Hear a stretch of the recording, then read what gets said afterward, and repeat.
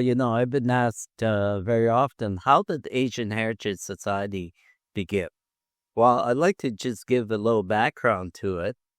It was in 2002, the government of Canada, through the Senate, declared the month of May as Asian Heritage Month. And at that point in time, in Manitoba, we had nothing planned or even thought of how we could even deliver some celebrations with regard to the Asian community.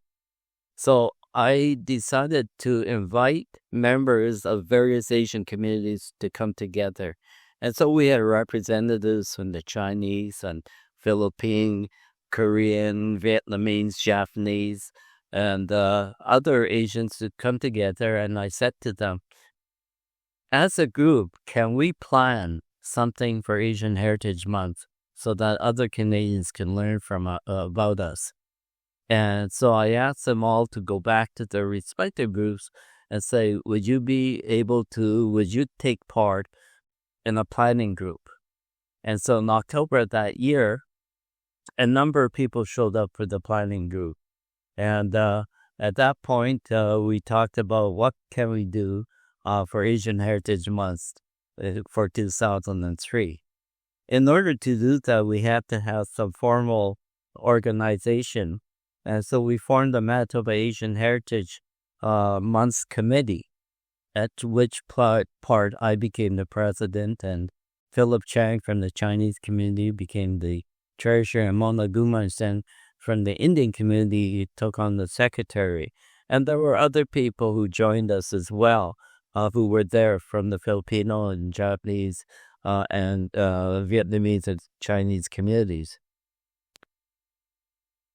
So the first year was interesting. We got together as a group and we held a opening ceremony, I think, at the art gallery, where we had various entertainers from various communities take part. And so that turned out to be really good.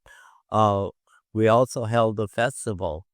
Actually, I should mention the first set of Asian Heritage Month activities took part the year before we had at Maples Collegiate. And so when we did in 2003, we had events at different locations in Winnipeg. We also did workshops as well, focusing on issues such as employment or racism, diversity, refugee immigration. And those are areas of interest to the Asian communities. We also included having a writer come in and talk about stories from their community. And in that way, we could learn from the writers. And we also have some films to show as well.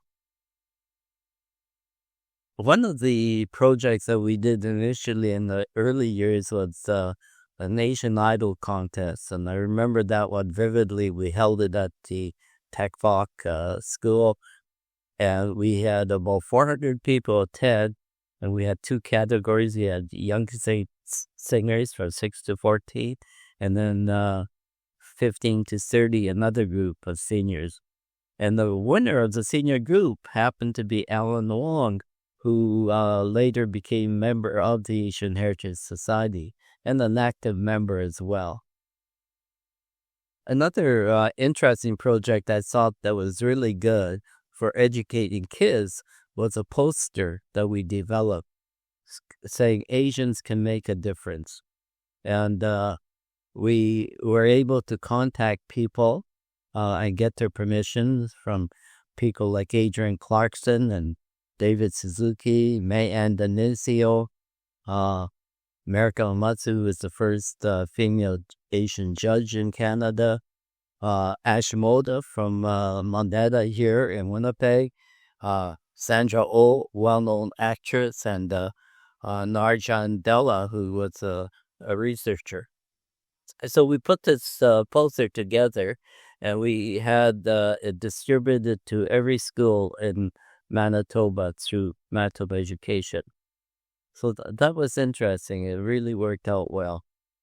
So as Asian Heritage Society continued. There are certain programs that became an annual event, such as the high school symposium, uh, the festival.